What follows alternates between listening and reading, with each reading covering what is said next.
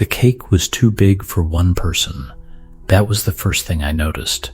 Not the silence, not the empty chairs, not the candles slowly bending because I had waited too long. It was the cake. White frosting, blue letters. Happy 84th birthday, Dad. I didn't write that. The bakery did. I stood there in my dining room looking at those words, and for a moment I felt embarrassed. Not sad yet, just embarrassed. Like the cake knew something I didn't want to admit. The house was full of everything I once wanted. A long dining table, leather chairs, a grandfather clock by the wall, a driveway wide enough for 3 cars, a living room nobody had sat in for weeks. And that night, on my 84th birthday, only one chair was used, mine. I kept checking the window. Nobody had promised to come. That's important. Nobody lied to me. Nobody said, Dad, we'll be there, but I hoped anyway. An old man can still do that. I left the porch light on, set out extra plates, 4 at first, then 6, then I took 2 away because it looked foolish, then I put them back. At 7:30, I told myself traffic was bad. At 8:15, I told myself people were busy. At 9, I stopped making excuses, and the house felt bigger than it ever had. That was the night I finally understood something. Money can fill a house, but it cannot make anyone come home. I wasn't born with money. Maybe that's why I spent most of my life chasing it. I grew up in a small house with too many people and not enough of anything. My father fixed tires. My mother cleaned offices at night. I remember the smell of rubber on his hands and bleach on hers. They worked hard, harder than anyone I knew, but we were always one bill away from panic. I remember being 11 years old, walking to school with holes in my shoes. I stuffed newspaper inside them to keep my socks dry. By lunch, the paper was wet from the snow. Every step made a little sound. A boy behind me laughed, not loudly, just enough. That sound stayed with me. That day I made a promise to myself. I would never be poor when I grew up, not struggling, not almost okay, not waiting for payday. I wanted money, real money. The kind that kept the heat on, the kind that made people listen, the kind that made a man feel safe. That was the first lie I believed, that money and safety were the same thing. And later, that safety and love were the same thing too. I met Clara when I was 24. She worked at a small bank downtown. I was selling appliances door to door, washing machines, refrigerators, vacuum cleaners, anything people would let me talk about for 5 minutes. I had 2 cheap suits, one blue, one brown. Clara used to tease me because I polished my shoes every morning, even when the soles were worn thin. She said, "Arthur, nobody looks at shoes that much." I said, "I do." She smiled like she understood the words underneath. That was Clara. She could hear what a person was really saying. When we got married, we didn't have much. A small apartment, 2nd floor, no elevator, windows that stuck in summer, a radiator that hissed all night. But we laughed there. A lot. I don't know when laughter stopped being enough for me. I wish I did. Because maybe I could go back to that moment and warn myself. Our first daughter, Linda, was born 2 years later. Then Michael, then Annie, 3 children. 3 little lives looking at me like I could hold the world steady. I loved them. I really did. But love, for me, started sounding like money. Better crib, better house, better school, better clothes, better future. I thought every dollar I earned was proof that I cared, Clara used to say. They don't need everything, Arthur. They need you, and I would say, they need both. But I didn't really live like both mattered. I lived like money could cover the part of me I kept giving away to work. At first, I was just trying to get ahead. Then getting ahead became staying ahead. Then staying ahead became the whole point. I moved from salesman to manager. Then I started my own business, office furniture, desks, chairs, filing cabinets, later, full corporate interiors. I built beautiful offices for strangers, while my own home learned to live around my absence. The business grew slowly. Then suddenly, a hospital contract, a law firm, a bank. I remember the first check that made me sit down. I looked at the number for a long time, not because I was happy, because I was hungry. There is a hunger that comes from not having enough as a child. Even when you start winning, it whispers, more, just a little more. One night, I came home holding a check like it was a trophy. Clara was folding laundry in the bedroom. I showed it to her. She smiled at first. Then she said, "So does this mean you can come to Linda's recital Friday?" My smile faded a little. There was a meeting Friday. An important one, I said. I'll try. Clara looked down at the towels. Arthur. Just my name. That was all. I said, "This is for us," she said. "I know you think that." I went to the meeting. Linda wore a yellow dress at the recital. I know because Clara took a picture. In the photo, my daughter is standing on a small stage, nervous and proud. Near Clara, there is an empty chair. That chair was mine. For years I thought money fixed that kind of thing. I bought Linda a piano the next month. A good one. Expensive. I told myself that made up for missing the recital.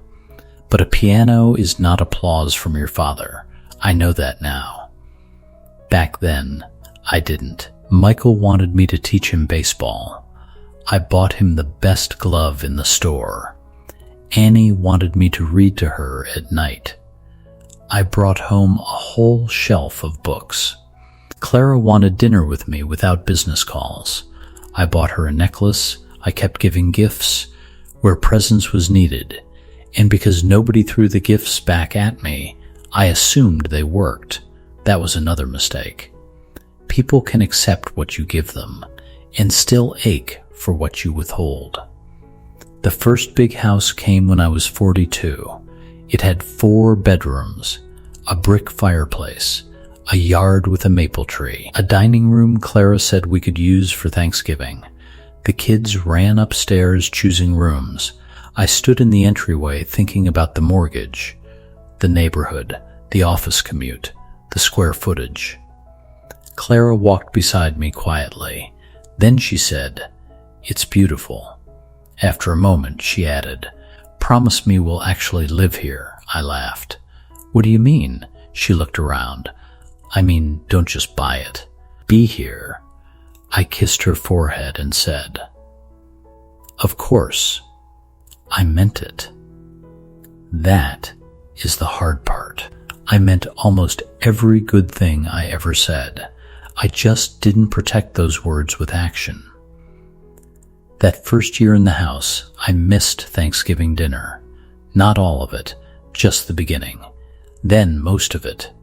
By the time I arrived, people had already eaten. There were coats over chairs, pie crumbs on plates, coffee cups in the living room. Clara was wrapping leftovers. My mother was still alive then. She looked at me from the sofa and said, "You work too much," I said. "I'm trying to give them a better life." She looked around the big room and said, "Are they in it?" I didn't answer, because I didn't understand. Or maybe I did, and didn't want to. Years passed. The business grew. The house got bigger, and somehow the distance grew with it. At 50, I bought the kind of house I used to stare at from the sidewalk. Stone front, circular driveway, a dining table with 12 chairs. I remember standing there proudly while it was delivered. Dark wood, heavy, expensive. Clara looked at it and said, "Who's going to sit in all of these?" I said, "Family, holidays, everyone." She nodded, but she didn't look convinced. That table became one of the saddest things I ever bought. Not right away. At first, people came. Birthdays, Christmas, graduations. They complimented the house. They said, "Arthur, you've done well," and I liked hearing that. I liked it too much. When you grow up feeling small, praise can become something you keep chasing. But while I was chasing it, my children were learning something else. They were learning that Dad paid for things, but didn't always stay. Annie was 12 when she stopped asking. I remember the night clearly.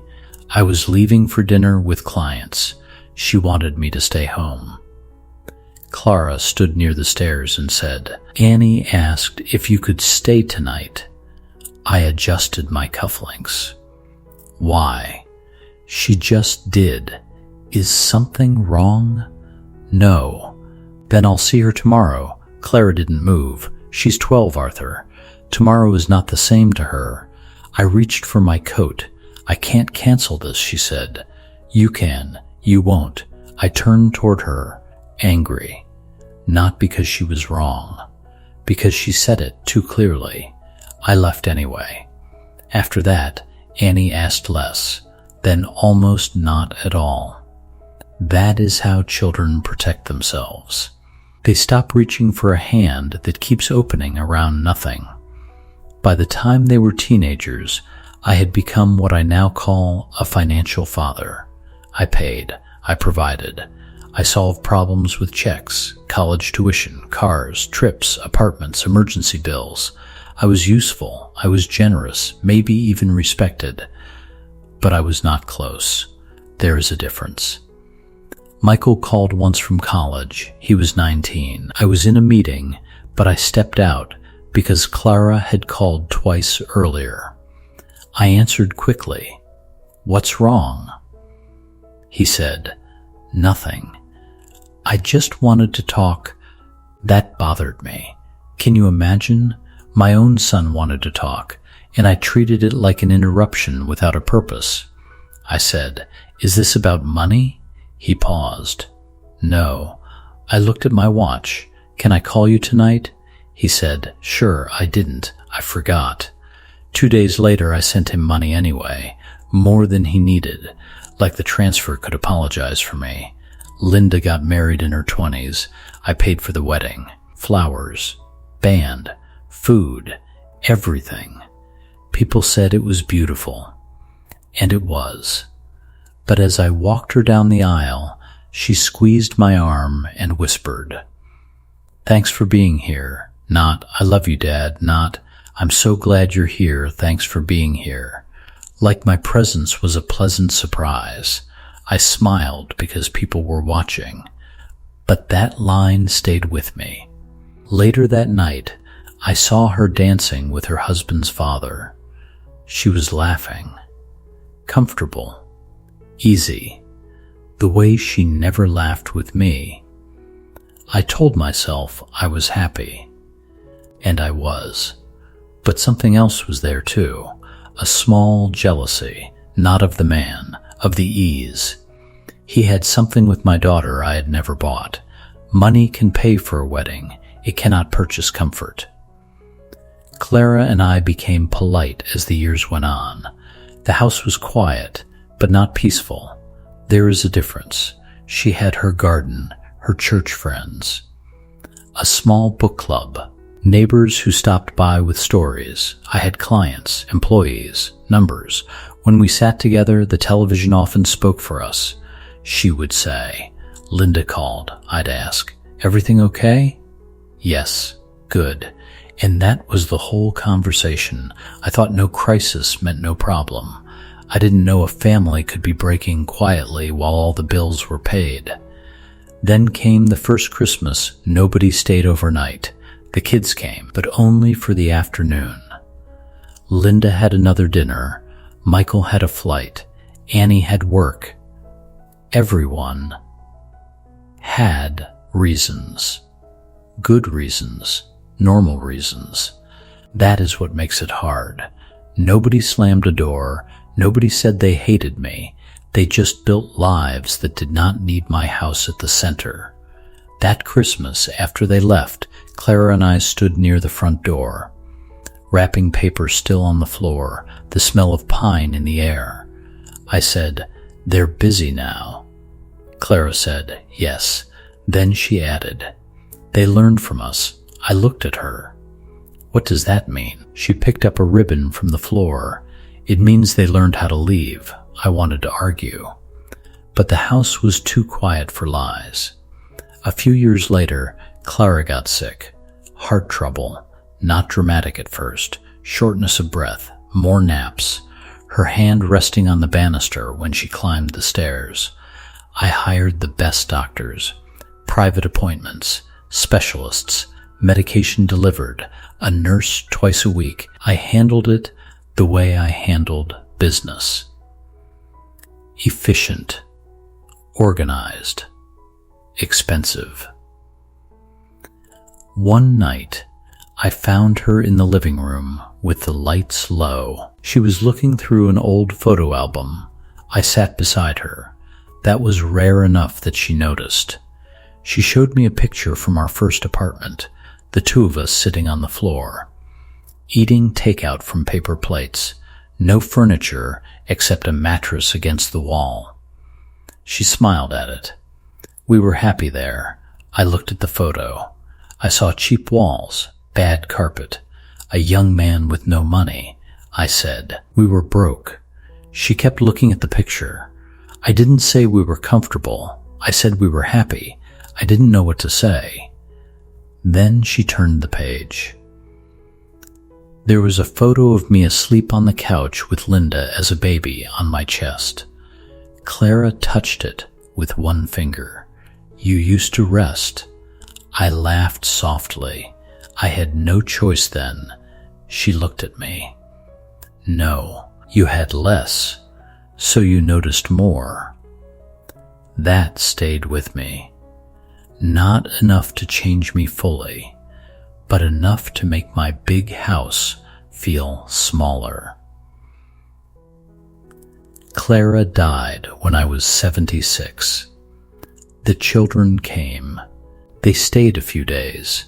They helped. They cried. They hugged me. Then they left. Because life does that. It keeps asking for people even when grief wants them to stay. After the funeral, I walked through the house and noticed what Clara had been holding together. Birthdays, calls, holiday plans, remembering who liked what, sending cards, keeping everyone connected.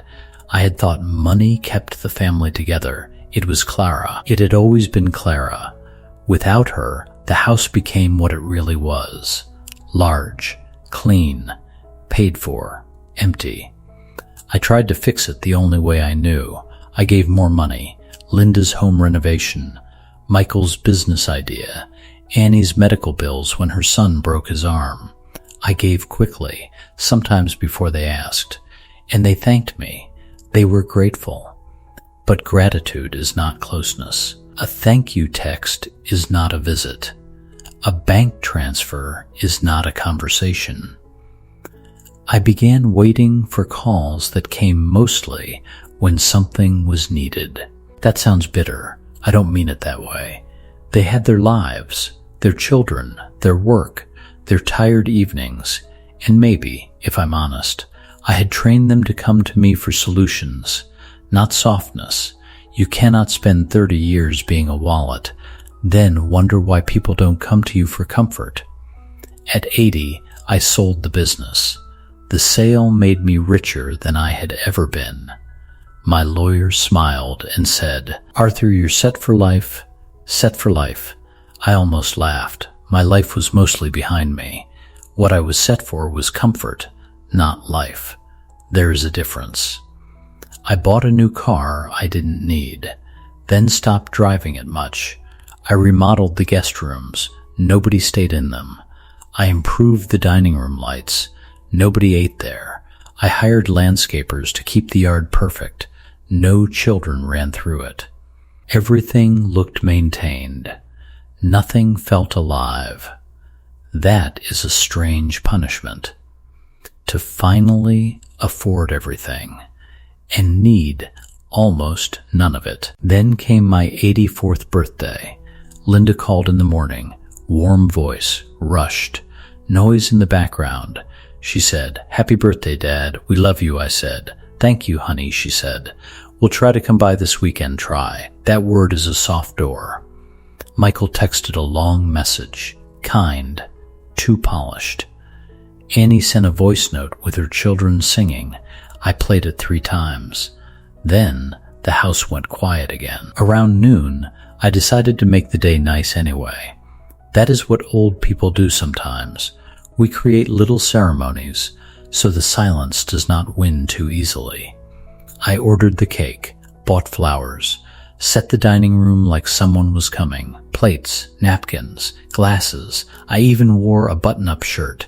At 6, I told myself maybe Linda would surprise me. At 7, maybe Michael. At 8, maybe Annie after work. At 9, I stopped pretending. I sat at the head of the table. Candles unlit. The house was so quiet I could hear the clock ticking in the hall. Then my phone buzzed. I looked down quickly. It was a bank alert, some automatic message about my account, and for reasons I still don't understand, I laughed. Not happy laughter, the kind that almost breaks into crying. I had money, plenty of it. More than the boy with newspaper in his shoes ever dreamed of. More than my father made in his whole life. More than enough. And still, on my birthday, the only thing that reached me at that table was a bank notification. That was the moment. Not dramatic. No shouting. No collapse. Just an old man with a cake too big for him, realizing he had confused being needed financially with being wanted emotionally. I didn't cut the cake. I walked to the living room. On the mantel was a framed photo Annie had sent. My grandchildren smiling. I picked it up and tried to remember the last time I had seen them in person. It took me too long. That hurt. Then I thought of Clara, the apartment, the radiator, the takeout on the floor, the way she said we were happy there, and I finally understood. She had not been asking for less. She had been asking for me, not the provider, not the businessman, not the man who could fix the bill, me. The next morning I made 3 calls, not to complain, not to ask why they didn't come, not to make them feel guilty. I called to apologize. I called Linda first. I said, I missed too much. She was quiet. Then she said, Dad, and I said, please, let me say it, so I did. I told her about the recital, the yellow dress, the empty chair. She cried before I finished. Then she said, I didn't think you remembered. That sentence almost took the air from me, because she had carried that little hurt for decades, and I had thought the piano erased it. I called Michael. I told him I was sorry for treating his calls like problems to solve. He laughed softly, not because it was funny, because men sometimes laugh when they don't want to cry. He said, I used to make up reasons to call you. I closed my eyes. What do you mean? He said, if I just wanted to talk, you sounded busy. So I'd ask about money or the car or school. Then you stayed on longer. I had taught my son that needing money was safer than needing me. That is a hard thing to know about yourself. I called Annie last. I said, I should have read to you more. There was silence. Then she said, I kept the books. I pressed my hand over my eyes, all those books I bought instead of reading them. She had kept them, not because they were enough, because children keep proof they were loved, Even when love came in the wrong form, I did not fix everything with those calls. Life is not a movie. An apology does not return lost years. Nobody moved back into the empty rooms. But something opened. A little. Linda called the next Sunday, not because she needed anything. Michael sent me a picture from his garden. Annie asked if I wanted to video call the kids. I said yes. One grandson showed me a toy dinosaur and explained its entire history. I barely understood half of it, but I listened anyway. That was new for me. To listen when there was nothing to solve. To stay when there was nothing to pay. To be present without being useful. I am still learning. At 84, that is embarrassing to say, but it is true. Some men learn to build companies before they learn to sit quietly with a child. Some men learn to make money before they learn how to be reached. I was one of them. I still live in the big house. The dining table is still too large. Most nights, I eat at one end with a book beside me. Sometimes the children visit, not as often as I wish, but more than before. And when they come, I try not to perform. I try not to give advice too quickly. I try not to solve every problem with a check. I ask questions, small ones, then I wait for the answer. That waiting is hard, harder than business ever was. Because in business, silence usually meant the deal was slipping. In family, silence sometimes means someone is deciding whether you are safe enough to tell the truth. I wish I had known that earlier. I wish I had understood that providing is not the same as being present. Money is not evil. I won't say that. Money paid for medicine, education, warmth, food, opportunities my parents never had. Money matters, but money is a tool. And I turned it into a substitute.